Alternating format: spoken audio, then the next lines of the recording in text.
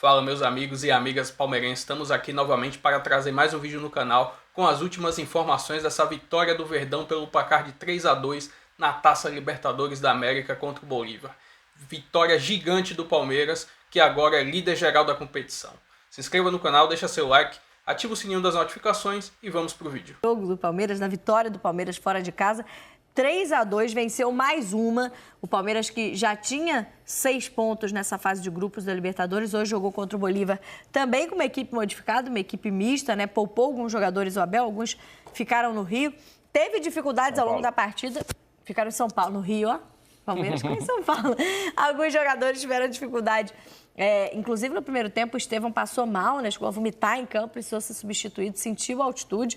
O jogo foi em La Paz, então a quase 4.000 metros de altitude, mas o Palmeiras conseguiu uma vitória e 100% de aproveitamento. Agora venceu também o Bolívar por 3-2, num jogo de mais gols até do que a gente esperava. Um primeiro tempo já melhor do Palmeiras. Quero ouvir um pouquinho da tua impressão desse jogo, Raed, porque a gente tem até os números da partida, mas a gente esperava, e como aconteceu, né? O Palmeiras tirando um pouco a velocidade, explorando talvez os contra-ataques, e foi onde conseguiu se sair muito bem num primeiro tempo, já abrindo 2-0, né? Parecia, inclusive, que quem estava jogando na altitude era o Bolívar, porque os gols que o Palmeiras fez, primeiro o Flaco Lopes rouba a bola com 14 minutos de jogo, rouba a bola na linha de meio de campo, corre praticamente livre na direção do gol, dribla o goleiro e faz o gol. E o segundo gol, ainda no primeiro tempo, aos 45 do primeiro tempo, ele também rouba a bola na linha de meio de campo e vai correndo. São 3 jogadores do Palmeiras contra um defensor apenas do Bolívar. Ninguém voltou, só os jogadores do Palmeiras foram para o ataque. O Palmeiras abriu 2-0. Segundo tempo, Tem uma bola na trave ainda, né? No último minuto de jogo, o Palmeiras podia ter feito 3-0. Sim, exato. Só para a gente mostrar os números do jogo, Com o Facundo. O Bolívar ainda teve 64% de posse de bola, por isso o Palmeiras foi tão efetivo nas transições. Mas acho que entre as finalizações, a gente tem 18 do Bolívar e 11 do Palmeiras, mas, salvo engano, foram 9 no gol, né? O Palmeiras foi muito feliz nas suas finalizações também. Teve menos que o Bolívar, mas mais eficientes no jogo de hoje, né? Além de 12 escanteios, que o Bolívar, claro, e os 2 gols saem de bola aérea, né? O Bolívar se aproveitou muito bem disso, 3 escanteios para o Palmeiras, 2 impedimentos ainda para o Palmeiras, um gol bem anulado, né? A dúvida era se a posição do jogador do Palmeiras, mas é muito claro. Demora, na verdade o VAR demora para mostrar uma imagem que parecia muito clara de que havia impedimento. Faz faltas cometidas e os desarmes, né? Que ajudam a construir contra-ataques.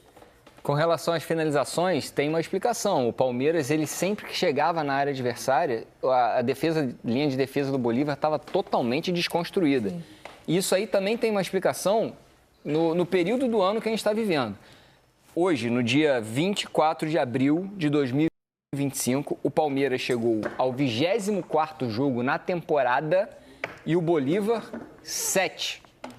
São 24 jogos do Palmeiras, mais do triplo de jogos o Palmeiras fez em 2025 do que o Bolívar. O Bolívar tem 7 jogos na temporada.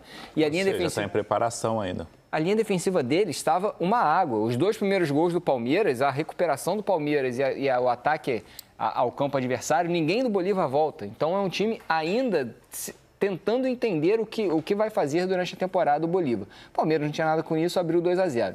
No segundo tempo, o Bolívar só jogou bola na área. O primeiro e o segundo gol você falou que foram de cruzamentos na área.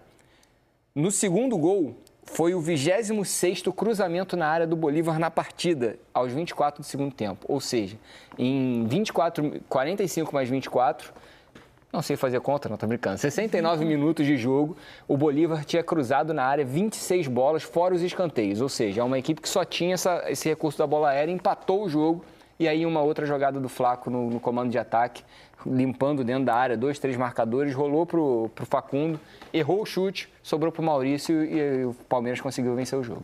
E aí tem a questão da altitude, os jogadores falaram depois da partida, né? O Estevão fez o segundo gol do Palmeiras, comemorou muito o gol na Libertadores, mas falou que sentiu... Aniversário dele. Como? Aniversário do Estevão. Hoje é aniversário do Estevão. Bem lembrado. Ouvi isso no dia de hoje, eu tinha até esquecido. Hoje era aniversário dele. Fez o gol na data do seu aniversário, mas falou que lá é surreal, foi a expressão usada pelo Estevão. E o Maurício, que entrou no lugar do Estevão justamente quando ele se sentiu mal, explicou que o problema não é nem o pique, é a recuperação, né? Depois que você dá o pique, você puxa o ar e não vem, né? E aí essa recuperação é muito diferente, difícil. Né? O ar é feito diferente e tem jogadores que sentem, realmente tem jogadores que sentem, tem jogadores que não sentem nada, que jogam como se estivessem no mesmo nível do mar. Mas assim, no segundo tempo o Palmeiras sentiu também a parte física, né? A parte física deu uma caída, acho que muito por conta também da altitude, do volume de jogo também, mesmo que desorganizado da equipe do Bolívar. Você acaba sentindo. O primeiro tempo, assim, de almanaque perfeito, onde conseguiu explorar as deficiências do Bolívar. O Raed trouxe um dado importante, que é o começo de temporada, 7 jogos só ainda, é preparação ainda.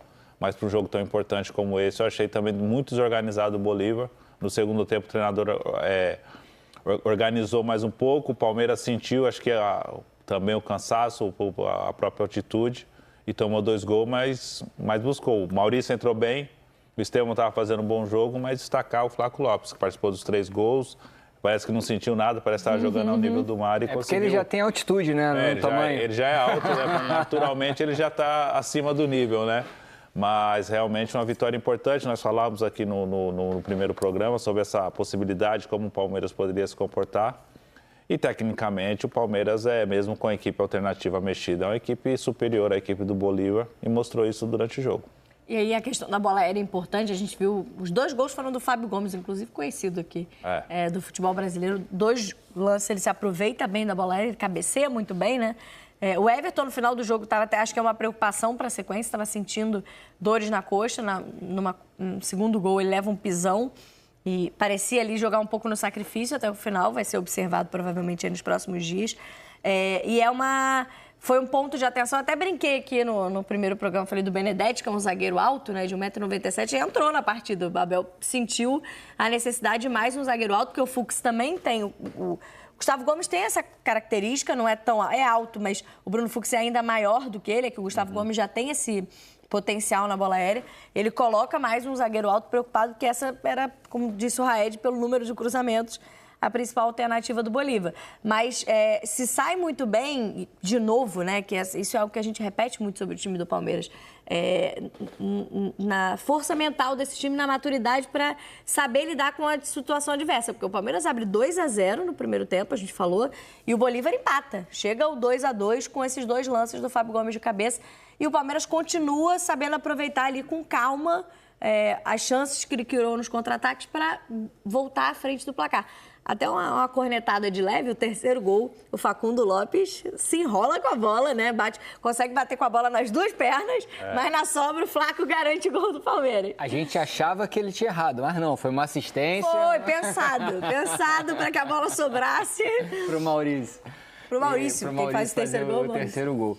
A partida do Flaco foi incrível. O Flaco jogou muita bola. O Palmeiras, a gente estava especulando aqui antes do programa, né, antes do jogo, no programa anterior, como é que seria esse Palmeiras, como é que entraria em campo. Ele entrou com 3 zagueiros mesmo, foi o Bruno Fux, o Gustavo Gomes e o Piquerez de zagueiro.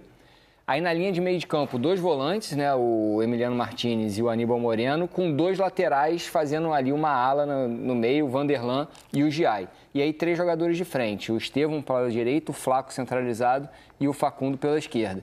E quando o Palmeiras era atacado, esses jogadores, os 2 laterais, eles baixavam linha, faziam uma linha de 5 para evitar essa bola aérea.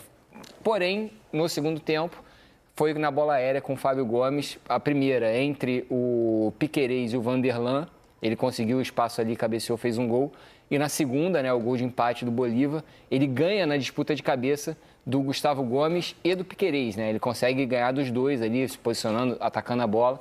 E por isso o Abel põe o Benedetti, porque ele estava tirando um dos zagueiros do combate ali ao Fábio Gomes, que era o Fux. Ele estava saindo para atacar a lateral, né, para fazer a perseguição para a lateral. E aí ele põe o Benedetti para poder ter um jogador de porte físico, né, 1,97, para essa bola aérea. E foi o único garoto utilizado na partida, né? O Alan entrou também. O Alan entrou, é verdade.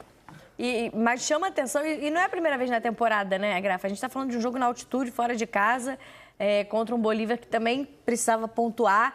E mesmo sofrendo 2-2, você não vê aquele time desesperado, né? Não. Aquele Palmeiras que sofre o empate, se descontrola, começa a levar um monte de bola aérea. Pelo contrário, parece um time até no contra-ataque sabendo muito bem o que tem que fazer para sair com a vitória. Até porque ele sabia que o Bolívar ia se jogar o ataque e ia tentar o terceiro gol, né? Ia tentar o empate. Mas na sequência o Palmeiras conseguiu logo o terceiro gol. É uma equipe que vive um bom momento, né? Uma equipe que está se encontrando novamente na temporada, né? Essas 5 temporadas do Abel no futebol brasileiro, a gente vê mesmo o Palmeiras vivendo maus momentos da temporada, jogando mal, mas daqui a pouco se reencontrando. E quando se reencontra, tem uma confiança normal do jogo, da confiança dos companheiros em saber situações de jogo, já ter vivido situações como essa. E hoje, mais uma vez, não foi diferente. Na reta final, poderia ter matado o jogo, né? Poderia ter tido a chance de marcar o quarto. Chega a marcar, mas está impedido, né? Tem um impedimento até que bem claro que demorou o VAR, né? O VAR demora. A gente viu na imagem em tempo real que estava impedido. O Bandeira sinalizou e o VAR levou mais de 2 minutos para confirmar. O Palmeiras sempre esteve mais perto do terceiro gol do que o próprio Bolívar. E depois do terceiro, o Palmeiras esteve mais próximo do quarto do que o próprio Bolívar. Uma partida assim de tirando esses vacilos defensivos no segundo tempo, tomar 2 gols de bola aérea, que era a característica da equipe do Bolívar para o segundo tempo, o Palmeiras fez um grande jogo. E aí, é claro que é importante, né, para o Palmeiras vencer fora de casa, mas principalmente manter os 100% na Libertadores. A gente mostrou há pouco o Mushoku Runa na Conmebol Sul-Americana, mas na Libertadores o Palmeiras é o único que está com 100% de aproveitamento, o único que venceu os 3 jogos. É importante para as fases finais, né, ter um melhor desempenho na primeira fase para poder decidir em casa, né?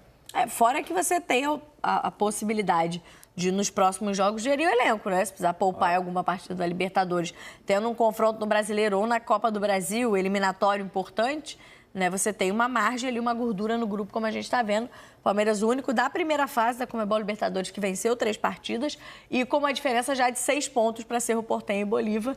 O Sport Cristal no grupo é o único que ainda não pontuou, tem 0 pontos até aqui.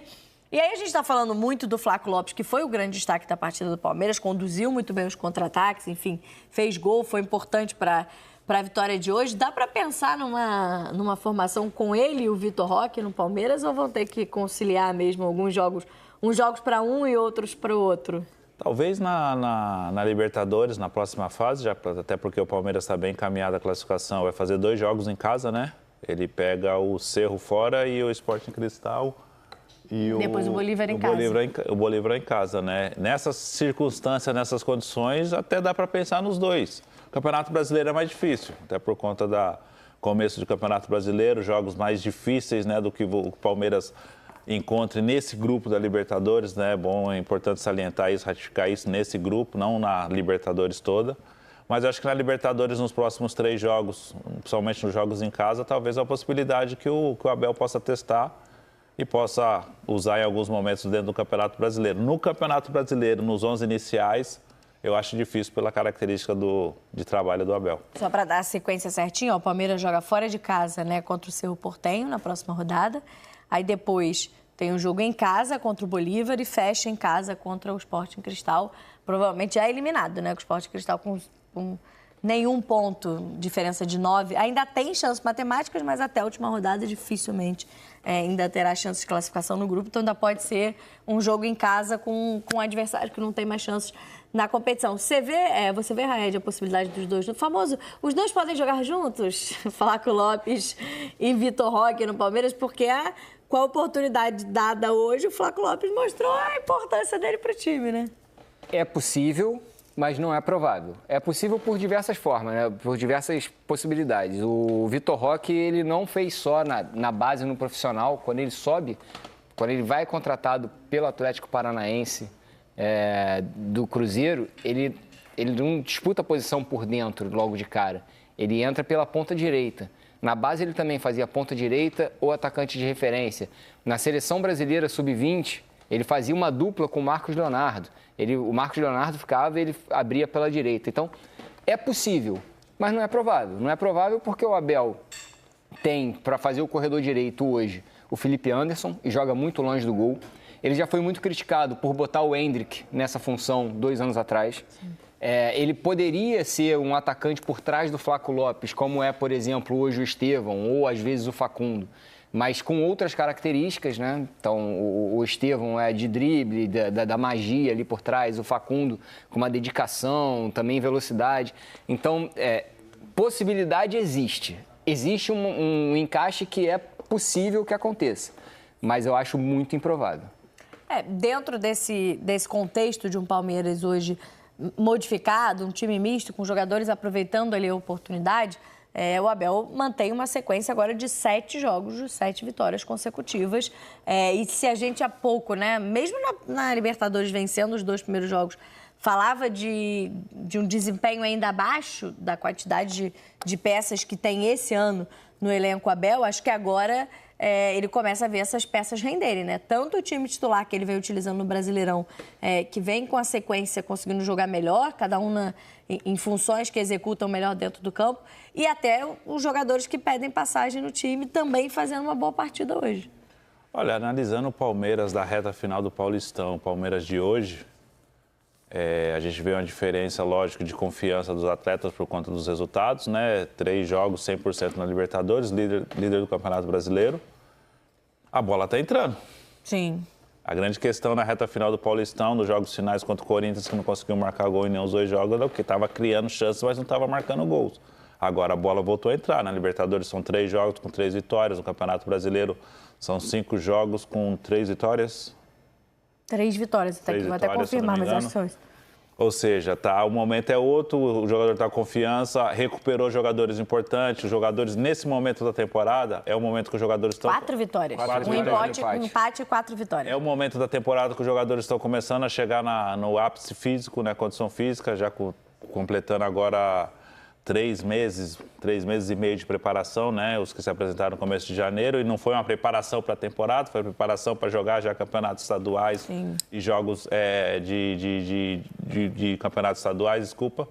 Mas é o momento ideal da equipe. O Palmeiras não vinha jogando mal, ele não vinha aproveitando as chances. E agora a bola está entrando, a equipe está mais confiante. O Palmeiras no seu ritmo normal, né? Começa mais ou menos, daqui a pouco engrena e faz uma grande temporada. Líder do Brasileirão e também chegando a 100%, mantendo, né, os 100% de aproveitamento na Libertadores. 3-2, vitória do Palmeiras em cima do Bolívar, em La Paz, fora de casa. O único time 100% com 3 vitórias nessa fase de grupos da Libertadores.